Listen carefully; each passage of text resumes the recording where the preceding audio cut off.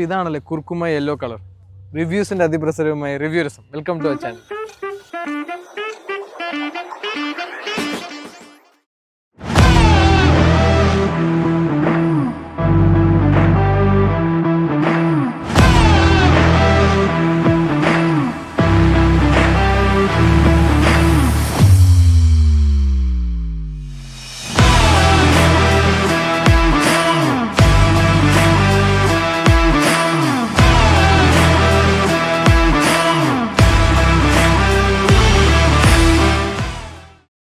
So ഇന്ന് നമ്മുടെ കയ്യിലുള്ളത് XUV 3XO ആണ്.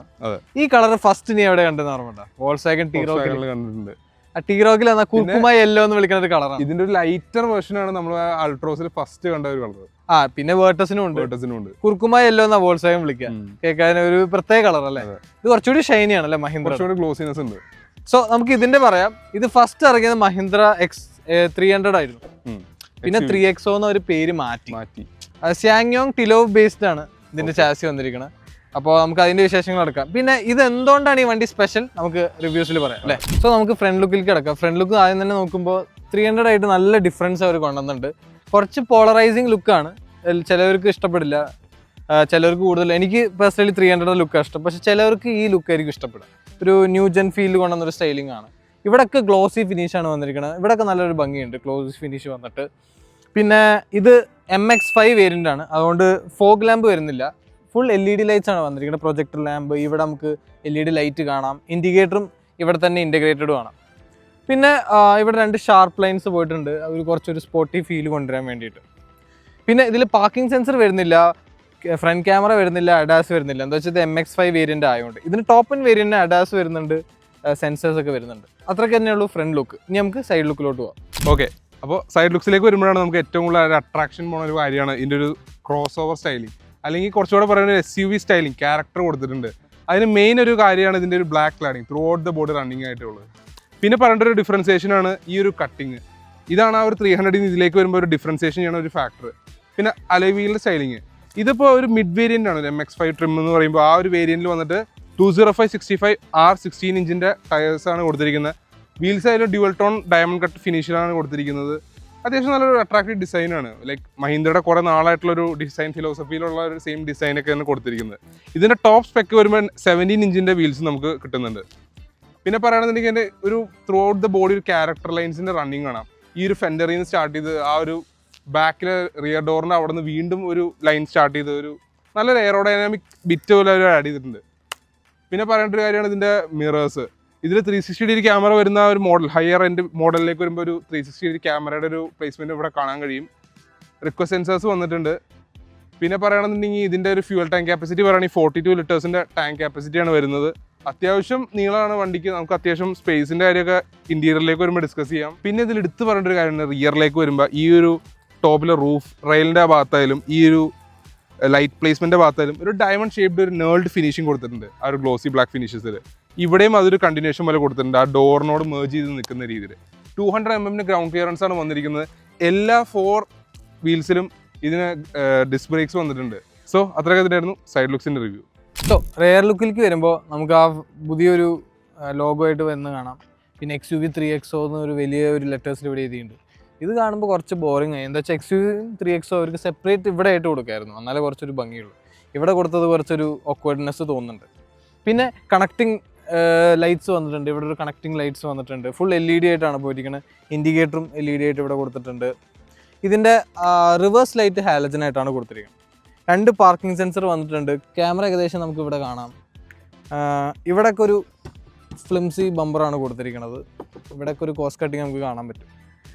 ഡിഫോഗ ലൈൻസ് വന്നിട്ടുണ്ട്. ഇവിടെ നമുക്ക് സ്റ്റോപ്പ് ലാമ്പ് കാണാം. വൈപ്പർ കൊടുത്തിട്ടുണ്ട്. ഇനി നമുക്ക് ബൂട്ട് സ്പേസ് നോക്കുകയാണെങ്കിൽ 364 ലിറ്റേഴ്സ് ഓഫ് ബൂട്ട് സ്പേസ് ആണ് കൊടുത്തിരിക്കുന്നത്. സെഗ്മെൻറ്റ് നോക്കുമ്പോൾ ബ്രസയ്ക്കും നെക്സോണിന് കുറച്ചുകൂടി കൂടുതലാണ്. ഈ സെഗ്മെൻറ്റിൽ ഏറ്റവും ലീസ്റ്റ് ബൂട്ട് സ്പേസ് ഇതിനാണ് നോക്കുമ്പോൾ. എന്താ വെച്ചാൽ ഇവിടെ ലോഡിങ് ലിപ്പും കുറച്ച് ഹൈറ്റിലാണ്. ഒരു ആക്സസിൻ്റെ ഒരു ചെറിയൊരു പ്രശ്നമുണ്ട്. പക്ഷേ ഇവിടെ ഹുക്ക് കൊടുത്തിട്ടുണ്ട്. നമുക്ക് 60/40 സ്പ്ലിറ്റ് വന്നിട്ടുണ്ട്. ലൈറ്റ്സ് ഒന്നും കൊടുത്തിട്ടില്ല. ഒരു ബേസിക് ആണ്. ഒരു ഹാച്ച് ബാക്കിൻ്റെ ബൂട്ട് സ്പേസേ ഉള്ളൂ. ബാക്കി ഇൻറ്റീരിയറിൽ. സോ ഇൻറ്റീരിയറിൽ ഈ ഫ്രണ്ട് സൈഡിലേക്ക് വരുമ്പോൾ ഏറ്റവും കൂടുതൽ നമുക്കൊരു അട്രാക്ഷൻ അല്ലെങ്കിൽ ഒരു ശ്രദ്ധ പോകുന്നൊരു കാര്യമാണല്ലോ ഒബ്വിയസ്ലി നമുക്ക് ആ ഡാഷ്ബോർഡ്. ഡാഷ്ബോർഡിൽ ആ ഒരു ഡ്യുവൽ ടോൺ ഫിനിഷസിലാണ് വന്നിരിക്കുന്നത്. ഒരു ഓഫ് വൈറ്റ് കളറും ഒരു ബ്ലാക്ക് തീമിൽ. ഇവിടെയാണെങ്കിലും എല്ലാം സോഫ്റ്റ് ടച്ച് മെറ്റീരിയൽസ് പോലെ തോന്നിക്കും, പക്ഷേ സോഫ്റ്റ് ടച്ച് അല്ല, ചെറിയൊരു ഹാർഡ് ടച്ച് ഫീലാണ് വന്നിരിക്കുന്നത്.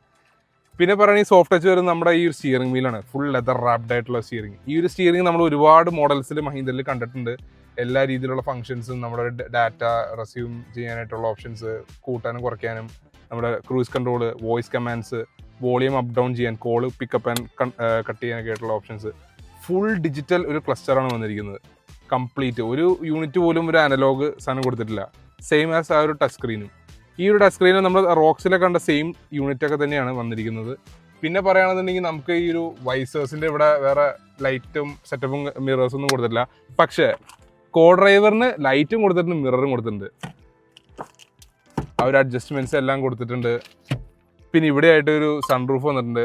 ചെറിയൊരു പീസാണ്, പക്ഷേ അത്യാവശ്യം നമുക്കൊരു എയറിനെസ് കിട്ടുന്നുണ്ട്. അത്യാവശ്യം വൈഡാണ്, നമുക്ക് കയറി നിൽക്കാനൊക്കെ ഒരു ഏരിയ ഉണ്ട് ഇവിടെ. പിന്നെ പറയുകയാണെന്നുണ്ടെങ്കിൽ നമ്മുടെ റെഗുലർ ബിറ്റ്സ് ആയ ഹുക്ക് ഈ ഒരു സൈഡിൽ വന്നിട്ടില്ല, ആ ഒരു സൈഡിൽ വന്നിട്ടുള്ളത്. പിന്നെ എയർ ബാഗ്സിൻ്റെ പ്ലേസ്മെൻറ്റ് കാണാം. ഈ ഒരു ഭാഗത്തായിട്ടാണ് ഇതിൻ്റെ കംപ്ലീറ്റ് AC കൺട്രോൾസ് വന്നിരിക്കുന്നത്. ഇതിൽ സെഗ്മെൻറ്റ് ഫസ്റ്റ് ആയിട്ട് കുറച്ച് കാര്യങ്ങൾ പറയാനുണ്ട്. ഈ ഒരു ഡ്യുവൽ സോൺ AC നമ്മുടെ ഫ്രണ്ടിൽ 2 പാസഞ്ചേഴ്സിലും ഇൻഡിവിജ്വലി നമുക്ക് ടെമ്പറേച്ചർ അഡ്ജസ്റ്റ് ചെയ്യാൻ കഴിയും. ഫാൻ സ്പീഡ് കോമൺ സ്പീഡായിരിക്കും, പക്ഷേ ടെമ്പറേച്ചർ അഡ്ജസ്റ്റ് ചെയ്യാൻ കഴിയും. ഈ ഒരു IRVM മിറേഴ്സ് വരും. ഇതിൽ നോൺ IRVM മിറേഴ്സാണ് വന്നിരിക്കുന്നത്, പക്ഷേ ഇതിൻ്റെ ടോപ്പനിൽ ഓട്ടോ ഡിമ്മിങ് IRVMs വരും. ഈ 2 ഫീച്ചേഴ്സും ഈ സെഗ്മെൻറ്റിൽ ഫസ്റ്റ് ആണ് ഈ ഒരു കാറിൽ വന്നിരിക്കുന്നത്. പിന്നെ പറയുകയാണെങ്കിൽ ഇതിൻ്റെ ഗ്ലൗ ബോക്സ് അത്യാവശ്യം ഡീപ്പാണ്, ഒരു ഡീസൻറ്റ് സ്റ്റോറേജ് സ്പേസ് കൊടുത്തിട്ടുണ്ട്. ഇവിടെയായിട്ടാണ് എനിക്ക് ഇഷ്ടപ്പെട്ട വേറൊരു കാര്യം, ഒരു ടിഷ്യൂ പേപ്പറിൻ്റെ ബോക്സ് ഹാൻഡിൽ ചെയ്യാൻ അല്ലെങ്കിൽ ഹോൾഡ് ചെയ്ത് വെക്കാൻ പാകത്തിനൊരു ട്രേ പോലെ കൊടുത്തിട്ടുണ്ട്. പിന്നെ ഇതിൻ്റെ ടോപ്പനിലേക്ക് വരുമ്പോൾ ലൈറ്റിങ്ങും കൂളിംഗ് ആയിട്ടുള്ള എല്ലാ ഫങ്ഷൻസും വരും. എല്ലാം കൊണ്ടും നല്ല റിച്ചാണ്. പിന്നെ ഒരു ആംബ്രസ്റ്റ് ആയാലും അത്യാവശ്യം ഡീപ്പാണ്. ഇതിൻ്റെ ഉള്ളിലായിട്ടാണ് ഈ കീ വെക്കേണ്ട രീതിയിൽ ഇവരൊരു അടയാളം കൊടുത്തിട്ടുണ്ട്. ഇവിടെ ആയിട്ടാണെങ്കിൽ 2 ബോട്ടിൽ ഹോൾഡേഴ്സ് വന്നിട്ടുണ്ട്. അതിന് ഗ്രിപ്പായിട്ടും കൊടുത്തിട്ടുണ്ട്, ഒരു റബ്ബർ പീസായിട്ട്. അതപ്പോൾ നമുക്ക് ആടി ഒലയില്ല, അത് ഇങ്ങനെ സ്റ്റേബിളായിട്ട് അവിടെ തന്നെ നിൽക്കും. ഹാൻഡ് ബ്രേക്ക് കാണാം. ഏറ്റവും അട്രാക്റ്റീവ് കാര്യം ഒരു മാനുവൽ ഗിയർ ബോക്സ്. നമ്മൾ കുറേ നാളെ റിവ്യൂ ചെയ്യുമ്പോഴായാലും എല്ലാം ഓട്ടോമാറ്റിക് കാർസാണ് റിവ്യൂ ചെയ്യാറ്. ഇപ്പോഴാണ് ഒരു മാനുവൽ കുറേ നാളിന് ശേഷം. ഇവിടെയായിട്ട് വയർലെസ് ചാർജിങ് പാഡ് വന്നിട്ടുണ്ട്. ഇവിടെയായിട്ട് USB വന്നിട്ടുണ്ട്. ടോപ്പ് എൻഡ് വരുമ്പോൾ ഒരു C പോർട്ട് വരും, 65 വാട്ട്സിൻ്റെ ഫാസ്റ്റ് ചാർജിങ് വരും. പിന്നെ എടുത്ത് പറയേണ്ട ഒരു കാര്യമാണ് ഇതിൻ്റെ ഒരു ലെതർ പാച്ച് വന്നിരിക്കുന്നത്. നമുക്കിവിടെ കൈ ഹോൾഡ് ചെയ്യുന്ന ഭാഗത്തൊരു ലെതർ പാച്ച് വന്നിട്ടുണ്ട്. ഫുൾ ഗ്ലോസി ഫിനിഷിലാണ് അതിൻ്റെ ഒരു പാനൽസ് എല്ലാം വന്നിരിക്കുന്നത്. ഡ്രൈവർ സൈഡിന് മാത്രമാണ് ഒരു 1 ടച്ച് അപ്പ് ഡൗൺ ഫംഗ്ഷൻ വന്നിരിക്കുന്നത്. പിന്നെ നമുക്ക് കാണാൻ കഴിയും ഒരു മിറർ അഡ്ജസ്റ്റ്മെൻറ്റ് കൺട്രോൾസ് എല്ലാം വന്നിരിക്കുന്നുണ്ട്. ഫോൾഡിങ്ങും റിട്രാക്റ്റിംഗ് എല്ലാം വന്നിട്ടുണ്ട്. പിന്നെ ഇവിടെ ആയിട്ടാണ് headlight level adjustment, start stop, auto buttons ഒക്കെ എല്ലാം വന്നിട്ട് ഉള്ളത്. ഇതിന് ഓട്ടോ ഹെഡ് ലാംപ്സും വരുന്നുണ്ട്, ഓട്ടോ വൈപ്പേഴ്സും വരുന്നുണ്ട്. പക്ഷെ ടോപ്പ് മോഡൽ അല്ലാത്തതുകൊണ്ട് ഇവിടെ ഓട്ടോ വൈപ്പേഴ്സ് മാത്രം ഒഴിവാക്കിയിട്ടുണ്ട്. സോ അത്രയൊക്കെ ഇതിനായിരുന്നു ഫ്രണ്ട് ലുക്സിൻ്റെ റിവ്യൂ. സോ റെയർ സീറ്റ് നോക്കുമ്പോൾ സീറ്റ് നല്ല സോഫ്റ്റ് ആണ്, സീറ്റ് നല്ല കുഷനൊക്കെ ഉണ്ട്, കംഫർട്ട് ഉണ്ട്. പക്ഷെ നമ്മൾ നീസ് അപ്പ് ചെയ്യുമ്പോൾ അണ്ടർ തൈ സപ്പോർട്ട് കുറച്ച് കുറവാണ്. പക്ഷെ നമ്മൾ കാല് അടിയിലേക്ക് ഇടുമ്പോൾ കുഴപ്പമില്ലാത്തൊരു തൈ സപ്പോർട്ട് കൊടുത്തിട്ടുണ്ട്. നീ സ്പേസ് ലൈക്ക് എൻ്റെ ഒരു റെഫറൻസ് ഹൈറ്റിൽ പ്രശ്നമില്ല, പക്ഷേ 6 ഫീറ്റ് ഉള്ളവർക്ക് ഭയങ്കര പ്രശ്നമാണ്. ഹെഡ് റൂം ആയാലും കുറച്ച് പ്രശ്നമാണ്. പിന്നെ ഇവിടെ ലൈറ്റ്സ് കൊടുത്തിട്ടുണ്ട്. ഇവിടെ നമുക്ക് റെയർ AC വെൻസ് കൊടുത്തിട്ടുണ്ട്. C ടൈപ്പ് കൊടുത്തിട്ടുണ്ട്. 12 വോൾട്ടിൻ്റെ ഒരു ചാർജിങ് പോർട്ട് കൊടുത്തിട്ടുണ്ട്. ഇവിടെ ഒരു ചെറിയ സ്പേസ് കൊടുത്തിട്ടുണ്ട് നമുക്ക് എന്തെങ്കിലും വെക്കാനായിട്ട്. ഇവിടെ മാഗസീൻ ഹോൾഡേഴ്സ് കൊടുത്തിട്ടുണ്ട്. ആംറസ്റ്റ് കൊടുത്തിട്ടുണ്ട്. 2 കപ്പ് ഹോൾസ് കൊടുത്തിട്ടുണ്ട്. 3 ഹെഡ് റെസ്റ്റും കൊടുത്തിട്ടുണ്ട്. ഐസോഫിക്സ് സ്റ്റൈൽ സീറ്റ് മൗണ്ട്സ് 2 കൊടുത്തിട്ടുണ്ട്. അപ്പോൾ അത്രയൊക്കെ തന്നെ ഉള്ളൂ ബാക്ക് സീറ്റിൻ്റെ ഒരു റിവ്യൂ. സോ നമ്മൾ എനിക്ക് ഡ്രൈവിലേക്ക് കിടക്കാം. ഇനീഷ്യലി നല്ല സ്മൂത്ത് ആട്ടോ വണ്ടി. ഒട്ടും സൈലൻസ് ഉണ്ട് ആ ഒരു സ്റ്റാർട്ട് ചെയ്ത് വരുമ്പോൾ ഉള്ള ഒരു അത്യാവശ്യം റേസ് ചെയ്യാനൊക്കെ ഇരിക്കുമ്പോൾ. ഇത് 6 സ്പീഡ് മാനുവൽ ആണ്.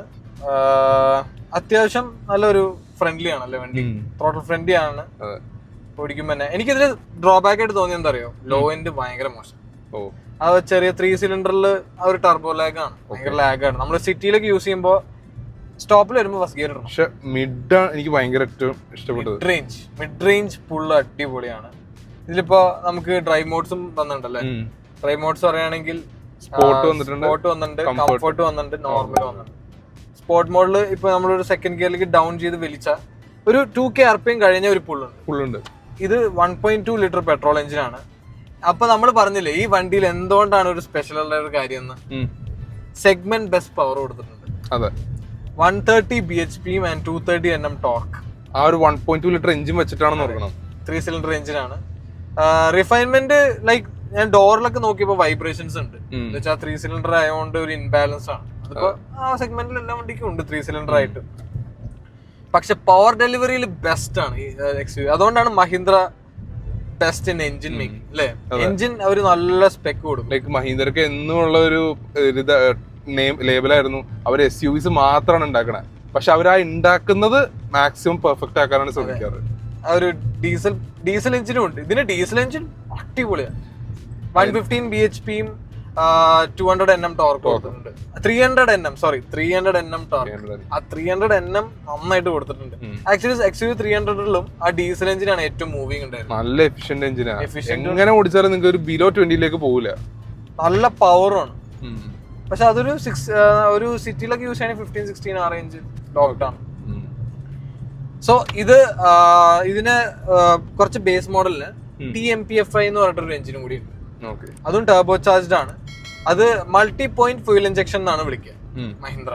അപ്പൊ അതും 1.2 ലിറ്റർ 3 സിലിണ്ടർ തന്നെയാണ്. പക്ഷെ സ്പെക്കിൽ ഡൗൺ ആണ്.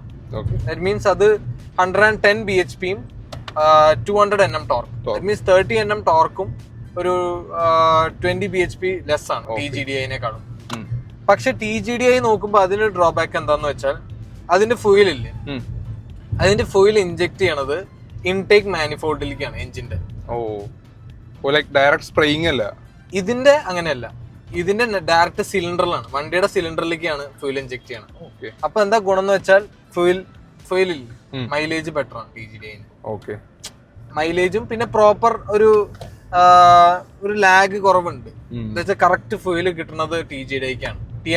TMPFI എടുക്കുന്നവർക്ക് ഒരു ചെറിയ ഡ്രോബാക്ക് അതാണ് പറയുമ്പോ. സോ പിന്നെ ഉള്ളത് ഇതിന്റെ ഡീസൽ എഞ്ചിൻ 1.5 ലിറ്റർ ആണ്.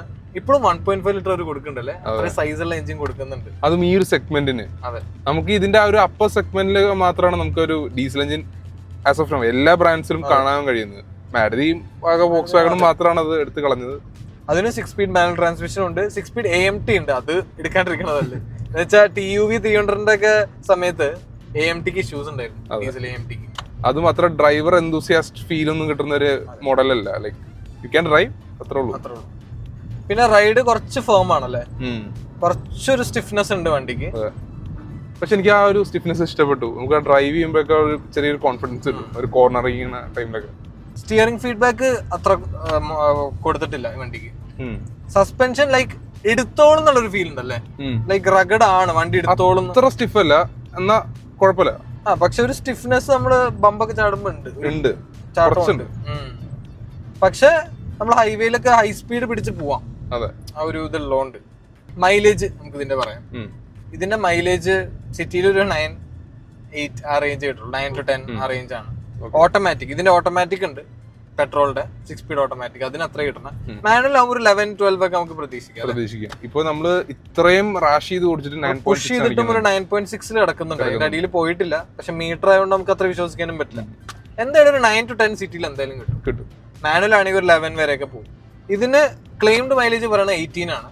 പക്ഷെ നമുക്ക് ഹൈവേ യൂസിലൊക്കെ ഒരു 15 വരെ മാക്സ് അത്ര കിട്ടുള്ളൂ മാനുവലിന്. ഓട്ടോമാറ്റിക് ആണെങ്കിൽ ഒരു 14-15 ആ റേഞ്ച് കുറവും കിട്ടും. സോ അതാണ്. ഇപ്പൊ നിങ്ങൾക്ക് എഫിഷ്യൻസി ഒരു കേസ് ഉണ്ടെങ്കിൽ ടേക്ക് ദ ഡീസൽ. ഡീസലിന്റെ മാനുവൽ എടുക്കുക. ഓട്ടോമാറ്റിക് ഞങ്ങൾ റെക്കമെൻഡ് ചെയ്യില്ല. എന്താ വെച്ചാൽ ഇപ്പൊ അങ്ങനെ ഇഷ്യൂസ് കേൾക്കുന്നില്ല. നിങ്ങൾക്ക് ഓട്ടോമാറ്റിക് വേണമെന്നാണെങ്കിൽ നമുക്ക് കോമ്പറ്റീറ്റേഴ്സിലേക്ക് കിടക്കാം. സോണറ്റിന് ആകെ ഒരു ഗുഡ് ഫാക്ടർ എന്താന്ന് വെച്ചാൽ ആ ഡീസൽ ഓട്ടോമാറ്റിക്. അത് 8 ഗിയർ ബോക്സ് കൊടുത്താണ് ഏറ്റവും ഗെയിം ചേഞ്ചർ ആയത്. എന്നിട്ടും ആൾക്കാർ അത് അധികം എടുക്കാൻ ഓപ്റ്റ് ചെയ്യുന്നില്ല. എനിക്ക് അത് കാണുമ്പോഴാണ് കുറച്ചും കൂടി ഒരു ലൈക്ക് ഓഫർ ചെയ്തിട്ടും TGDI-ലേക്കാ പോകുന്നത്, DCT എടുത്തിട്ടാണ്. പക്ഷെ എഫിഷ്യൻസി കുഴപ്പമില്ല. ഡീസൽ ഓട്ടോമാറ്റിക് നല്ലൊരു ഓട്ടോമാറ്റിക് ട്രാൻസ്മിഷൻ ആണ്. പിന്നെ നിങ്ങൾക്ക് കോമ്പറ്റീറ്റീവ്സ് നോക്കുമ്പോ ബ്രസ വരുന്നുണ്ട്, അതേപോലെ നെക്സോൺ വരുന്നുണ്ട്. നെക്സോണിന് ഒരു സ്പെഷ്യാലിറ്റി പറയുകയാണെങ്കിൽ അതിന് ഡീസലിന്റെ പെട്രോളിന്റെ ഒരു EV-യും കൂടി ഉണ്ട്. പക്ഷെ ടാറ്റയുടെ ഒരു ക്വാളിറ്റി ഇഷ്യൂസ് ഒക്കെ പറയുന്നുണ്ട്. ഇന്ന് ഈ മഹീന്ദ്രയിലോട്ട് വരാൻ ഒരു കാരണം എന്താന്ന് വെച്ചാൽ എഞ്ചിനാണ്. ജസ്റ്റ് ആ എഞ്ചിനാണ്. ഫീച്ചർ ലോഡഡ് അല്ല അത്രയും, പക്ഷെ എല്ലാ ഫീച്ചേഴ്സും കൊടുത്തിട്ടുണ്ട്. AX എടുക്കുകയാണെങ്കിൽ ജസ്റ്റ് അഡാസ് വരും, പിന്നെ ഓട്ടോ ഡിമ്മിങ് വരും, പിന്നെ ചെറിയ ചെറിയ ഫീച്ചേഴ്സ് എക്സ്ട്രാ വരും. പക്ഷെ നിങ്ങൾക്ക് ഒരു value for money variant of 3XO വേണമെങ്കിൽ ഇതാണ് മേടിക്കേണ്ടത്, MX5. അപ്പോ കോമ്പറ്റീറ്റീവ്സ് നോക്കുമ്പോൾ സ്പേസ് ഏറ്റവും ബെസ്റ്റ് ബ്രസൊക്കെയാണ്. പക്ഷെ ഇതിനും സ്പേസ് കുറച്ച് കുറവാണ്. പക്ഷെ സീറ്റ് നല്ലതാണ്, നല്ല സോഫ്റ്റ് ഫാബ്രിക് സീറ്റ്സ് ആണ് വന്നിരിക്കുന്നത്. പിന്നെ ഇതിൽ ഡ്രോബാക്ക് എന്താണെന്ന് വെച്ചാൽ ഹാർഡ് പ്ലാസ്റ്റിക്സ്, എല്ലാവിടെ ഹാർഡ് പ്ലാസ്റ്റിക്സ് ആണ്. പിന്നെ വൈറ്റ് ഇന്റീരിയേഴ്സ് കൊടുത്തത് അതൊട്ടും പ്രാക്ടിക്കൽ അല്ല. അതൊരു വീണ്ടും ചേഞ്ച് കൊടുക്കുന്നത് ഒരു ഫാബ്രിക്കിന്റെ ഒരു കളർ ചേഞ്ച് വന്നിട്ടുണ്ടായിരുന്നു. താറോക്സിലും പറഞ്ഞിരുന്നു വൈറ്റ് ഇത് കൊടുത്ത്. ട്രിമ്മിൽ ഒരു ബ്ലാക്ക് ഫിനിഷ് കൊടുത്തിട്ടുണ്ട് കേട്ടോ. അതെ, എനിക്ക് ഇവര് ആ സ്പീക്കറിന്റെ പ്ലേസ്മെന്റ് ഇഷ്ടപ്പെട്ടു. ഇവിടെ അല്ലേ ഏകദേശം ലൈക്ക് ആ ഒരു ഫീൽ കിട്ടും നമുക്ക് പെട്ടെന്ന്. ഇതിന്റെ ടോപ്പ് ആൻഡ് AXന്റെ വേരിയന്റ് ആണ് ഹാർമൻ കാർഡൻ കിട്ടുന്നത്. ഇത് നോർമൽ സ്റ്റോക്ക് സ്പീക്കർ ആണ് അവരുടെ. പിന്നെ നമുക്ക് ഇതിനൊരു പുള്ളു നോക്കാം അല്ലേ. ഇപ്പൊ തേർഡ് ഗിയറിലാണ്, ഒരു 40ലാണ് പോണത്. ഒന്ന് കാലം കൊടുത്താൽ ഒരു ചെറിയൊരു ലാഗ് ഉണ്ട്. അത് കഴിഞ്ഞ വണ്ടി എങ്ങനെ വലിക്കും 80 കയറി. പക്ഷെ അത് നമ്മള് മീറ്ററിലേക്ക് നോക്കുമ്പോൾ ഇൻസുലേഷൻ ബെറ്ററാ. അതെ, എങ്ങനെയൊക്കെയോ ചെറുതായിട്ട് മാസ്ക് ഉണ്ട് നമുക്ക്, എന്താ പറയാ, പുറത്തെ നോയ്സസ് ഒക്കെ. ആൻഡ് ബ്രേക്കിംഗും നല്ല കേട്ടോ, റെയർ ഡിസ്കും കൂടി വന്നപ്പോ അല്ലേ, നല്ല ബൈറ്റ് ഉണ്ട്, നല്ല ബൈറ്റ് കൊടുത്തിട്ടുണ്ട് ബ്രേക്കിംഗ്. ഇനി നമുക്ക് ഇതിന്റെ ഒരു സ്പെഷ്യൽ എനിക്ക് ഇഷ്ടപ്പെട്ട ഒരു സംഭവം ഉണ്ട്. എന്താ പറയാ, ബാക്ക് സീറ്റിൽ ലോഡ് സെൻസർ കൊടുത്തിട്ടുണ്ട്. അതൊരു അനുഗ്രഹമാണ് കൊടുത്തത്. എന്താ വെച്ചാ ഭയങ്കര അനോയിങ് ആണ്. നമ്മൾ കുറെ വണ്ടികൾ കണ്ടിട്ടുണ്ട് ബക്കിൾ ചെയ്ത് വെക്കണം. ഫോർ എക്സാമ്പിൾ പറയാൻ ടേസർ, ഫ്രോങ്സ്, ഇതിലൊക്കെ ഒരു ഇഷ്യൂ പറഞ്ഞ ലോഡ് സെൻസർ കൊടുത്തിട്ടില്ല. അവർ അതില് കോസ്റ്റ് കട്ടിങ് ചെയ്തില്ല. സോണറ്റിനും അങ്ങനെ കൊടുത്തിട്ടുണ്ടായിരുന്നില്ല അല്ലെ. അപ്പൊ ആള് ഇരിക്കുകയാണെങ്കിൽ മാത്രം സീറ്റ് ബെൽറ്റ് ഇട്ടാൽ മതി.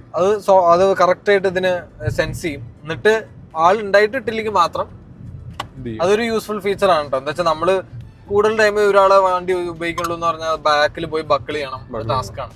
അതൊരു നല്ല ഫീച്ചറാണ് മഹീന്ദ്ര കൊടുത്തത്, ലോഡ് സെൻസർ. ഇത് പിന്നെ ആർക്കാ വേണ്ടെന്ന് പറയാം, ഹോം ടു ബൈ ജസ്റ്റ് മഹീന്ദ്രയുടെ എഞ്ചിൻ ലവ് ചെയ്യണവർക്ക്. എന്നുവെച്ചാൽ ഈ എഞ്ചിൻ സെഗ്മെന്റ് ബെസ്റ്റ് പവർ കൊടുത്തിട്ടുണ്ട്. അത്യാവശ്യം സേഫ്റ്റി പാരാമീറ്റേഴ്സ് ഒക്കെ വേണം. നിങ്ങൾക്ക് ഒരു ചെറിയ ഓട്ടൊക്കെ ഉള്ളൂ, വലിയ യൂസസ് ഒന്നും ഇല്ല. ഒരു വീക്ക് ഡേ ഒക്കെ യൂസ് ചെയ്യണമെന്നുണ്ടെങ്കിൽ, വീക്കെൻഡ്സ് ഒക്കെ യൂസ് ചെയ്യണമെന്നുണ്ടെങ്കിൽ ഇതിന്റെ പെട്രോൾ തന്നെ മതി. GDI ലൈക്ക് നിങ്ങൾ അറ്റ്മോസ്റ്റ് കംഫർട്ട് ആണ് നോക്കണതാണെങ്കിൽ ബ്രസൊക്കെയാണ് കംഫർട്ട്. പക്ഷെ നിങ്ങൾക്ക് അത്യാവശ്യം ഫീച്ചേഴ്സും പിന്നെ ഈ ലുക്ക് ഇഷ്ടപ്പെടണം. കുറച്ച് പോളറൈസിങ് ലുക്കാണ്. ലൈക്ക് സോണറ്റ് ഇഷ്ടപ്പെടുന്നവർക്ക് സോണറ്റിലോട്ട് പോവാം.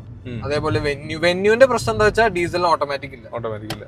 ഇതില് ഡീസൽ ഓട്ടോമാറ്റിക്കും ഉണ്ട്, പെട്രോളിനല്ല ഓട്ടോമാറ്റിക്. പക്ഷെ ഡീസൽ ഓട്ടോമാറ്റിക് നിങ്ങൾ ഏറ്റവും ബെസ്റ്റ് നോക്കുകയാണെങ്കിൽ സോണറ്റിലോട്ട് പോവാ.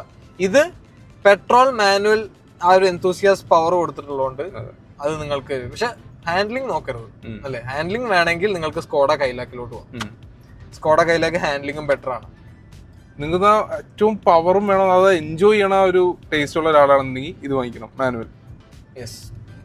സോ ഒരു 4 മെമ്പർ ഫാമിലിക്കാണ് ബെസ്റ്റ്. 5 പറയുമ്പോൾ കുറച്ച് ക്രാംഡ് ആണ്. പക്ഷെ ഇതിന് സീറ്റ് ഇല്ലേ, നല്ല വിഡ്ത്ത് ഉണ്ട്. സോണറ്റിനേക്കാൾ ഇഷ്ടപ്പെട്ടു റിയർ സീറ്റ്. എന്താ സോണറ്റിന്റെ റിയർ സീറ്റ് സസ്പെൻഷൻ വളരെ മോശമായിട്ട് ബാക്കിൽ ഇരിക്കാനും പണിയാണ്. ഇതില് അത് നോക്കുമ്പോ ബെറ്റർ ആണല്ലേ. ആൻഡ് സ്പേസ് വൈസ് ബാക്കിൽ 3 പേർക്ക് ഇരുന്നും പോവാം, പ്രശ്നമില്ല. സോ നമ്മൾ ആദ്യം പറഞ്ഞൊരു മിസ്റ്റേക്ക് ഉണ്ട്, ഇത് AX5 ആണ്. അതാണ് ഞാൻ വിചാരിച്ചത് MX വേരിയന്റില് സോറി, അതൊരു മിസ്റ്റേക്ക് ആയിരുന്നു. ഇത് AX5 ആണ്. ഇതിന് വരുന്ന പ്രൈസ് 14 lakhs ഓൺ റോഡ്. നമ്മളിപ്പോ കോമ്പറ്റീറ്റേഴ്സ് നോക്കുമ്പോ എല്ലാം അത്യാവശ്യം നല്ല പ്രൈസിങ്ങിലാണ് പോയിരിക്കണം. ഇതിനെന്താ വെച്ചാൽ എല്ലാ ഫീച്ചേഴ്സും കൊടുത്തിട്ടുണ്ട്, അത്യാവശ്യം എല്ലാം ലോഡഡ് ആണ്. പക്ഷെ എനിക്ക് ഒരു മിസ്സിംഗ് ആയിട്ട് തോന്നിയ ഒരു ഫോഗ് ലാമ്പ് കൊടുത്തിട്ടില്ല. സോ വേരിയന്റ്സ് നമുക്ക് പറയാം. MX1 ഉണ്ട്, MX3 ഉണ്ട്, MX3 Pro ഉണ്ട്, അതേപോലെ AX5 ലക്ഷറി, AX7 ലക്ഷറി. പിന്നെ ടോപ്പ് സ്പെക് മോഡൽ വരുന്നത് 19 lakh ഓൺ റോഡ് ആണ്. ദാറ്റ് മീൻസ് ഡീസൽ ഓട്ടോമാറ്റിക്കും പെട്രോൾ ഓട്ടോമാറ്റിക്. എന്താ വെച്ചാൽ ഡീസൽ ആണെങ്കിലും പെട്രോൾ ആണെങ്കിലും ചെറിയ ഒരു 10,000-20,000 ഡിഫറൻസ് ഉള്ളൂ. പക്ഷെ നിങ്ങൾ ആ ഒരു 19 lakhന് ടോപ്പ് എൻഡ് ലൈക്ക് ആ ഒരു ഡീസൽ ഓപ്ഷൻ അത്രയും യൂസ് ഉള്ള ഒരാളാണെങ്കിൽ മാത്രം വാങ്ങിക്കുന്നതായിരിക്കും വയബിൾ. അല്ലെങ്കിൽ അത്രയും സ്പെൻഡ് ചെയ്യണ്ട, ലൈക്ക് നിങ്ങൾക്ക് ഒരു നെക്സ്റ്റ് സെഗ്മെന്റിലേക്ക് വേണ്ടി മൂവ് ചെയ്യാനുള്ള ഒരു ഓപ്ഷൻ ഉണ്ട്. നിങ്ങൾക്ക് അത്രയും ഫീച്ചേഴ്സ് വേണ്ടെന്നാണെങ്കിൽ ഇത് ബെസ്റ്റ് ആണ് AX5. എന്താ വെച്ചാൽ നിങ്ങൾക്ക് എഞ്ചിൻ മാത്രം ലവ് ചെയ്ത് നോക്കുകയാണെങ്കിൽ ഇതൊരു ബെസ്റ്റ്. സോ അത്രയൊക്കെ തന്നെ ഉണ്ടായുള്ളൂ ഞങ്ങളുടെ റിവ്യൂ. എല്ലാവരും ലൈക്ക് ചെയ്യുക, സബ്സ്ക്രൈബ് ചെയ്യുക, ഷെയർ ചെയ്യുക. Thank you for watching.